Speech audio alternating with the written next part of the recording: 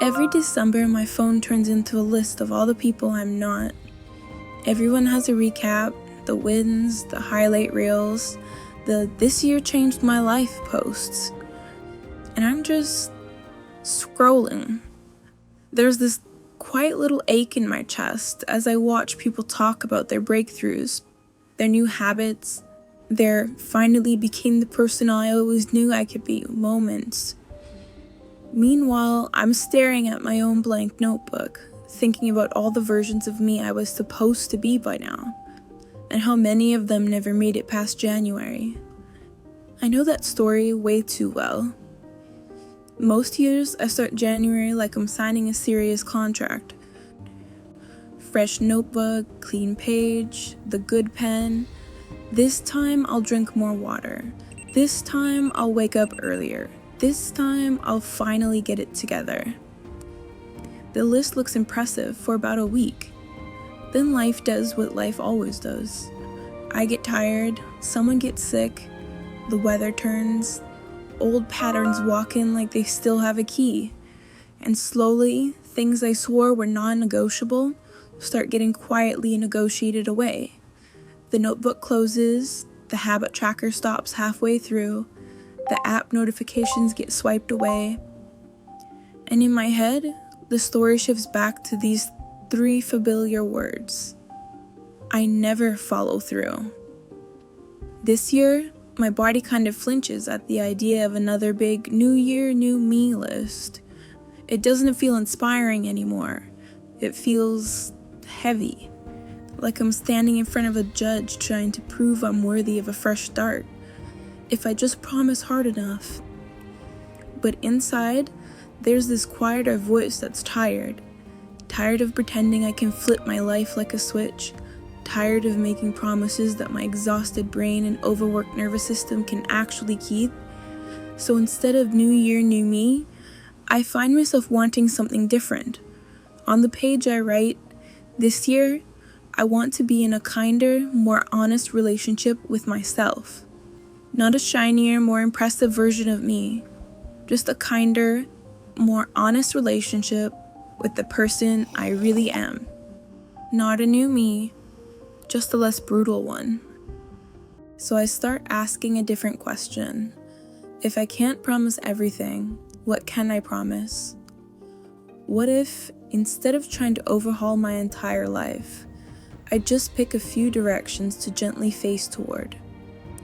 Body, boundaries, voice, rest, curiosity, body. Not a project to fix, just the place I live in. Boundaries, not walls, just gentle edges where I stop overgiving. Voice, not a speech, just telling the truth a little sooner, especially to myself. Rest, not a reward, just something I'm allowed to have even when I haven't earned it.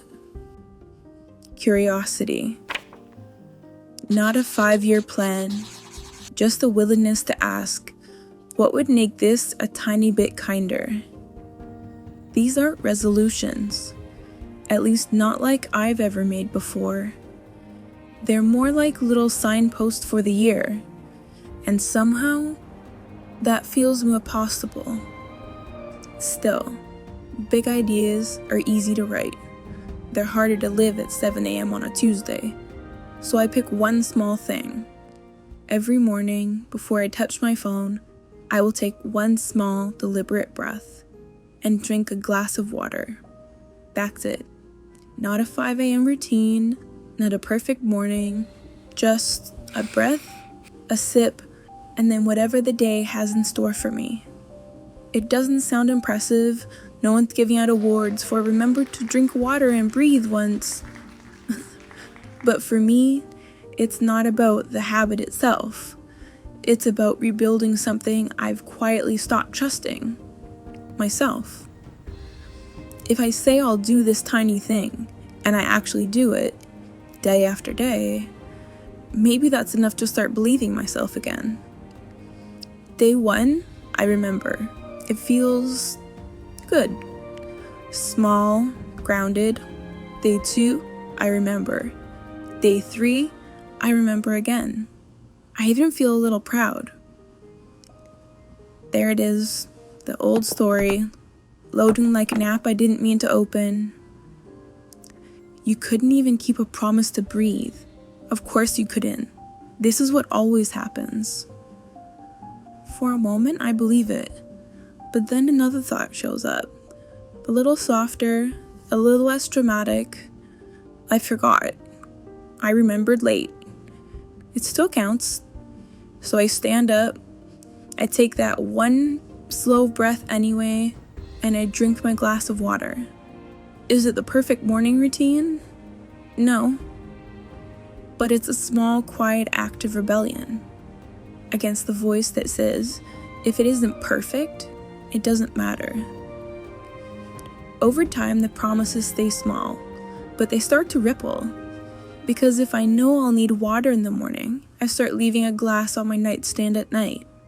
If I know I'll pause to breathe, I start noticing how tightly I've been holding everything in. I notice it in messages too. The moment I'm about to type, I'm just terrible at this. I catch myself. Instead of attacking me, I'd practice being a little clearer, a little kinder about what's actually happening. The promise is small, but it's leaking into other places. Some days that one breath turns into 2, or into a gentle stretch, or into the thought, I'm allowed to start slowly today. Nothing dramatic, no big montage of transformation, just a tiny anchor in the morning. Something that belongs to me, no matter what the rest of the day demands. And with that one small promise, the words in my head start to shift too. I notice how quick I am to say, I never follow through. I'm always behind. I'm just lazy. Those sentences used to feel like facts. Now they just feel mean. So I start keeping a few other phrases nearby, like little index cards for the days I spiral. I'm someone who's learning to keep small promises. Late still counts. Trying again tomorrow is still trying. I don't magically believe them. They don't suddenly erase years of self-criticism, but they give me something else to reach for when my brain goes looking for a script. I don't have to believe these yet. I just want them nearby, for the next time my brain needs something to say. From far away, this year doesn't look impressive. There's no big announcement, no transformation photos, no perfect streaks, just a breath before a screen, a glass of water, a few sentences in my head that hurt a little less than they used to. Nothing is fixed, nothing is finished, but something is shifting. Not fixed, not finished, just a little more believable. When I tell myself I'll try again tomorrow, it doesn't feel like a lie anymore. It feels like a promise I might actually keep. If any of this feels familiar, you're not alone. You're not the only one who's tired of breaking promises to yourself. You don't need a louder resolution this year. You might just need a kinder one. And one small promise that actually fits inside your real life. If you'd like some support with that, I made a New Year, New Thoughts kit. Inside, you'll find simple pages to look back at your year without tearing yourself apart. Choose a few kind directions instead of rigid goals, and map out one small weekly promise you can actually keep. There are also soft reflection prompts to help you practice talking to yourself like someone you're allowed to root for, even when things inevitably become stressful. You'll find it in the description box below, along with a way to get quiet letters from me if that would feel supported this season. But for today, one small promise is enough.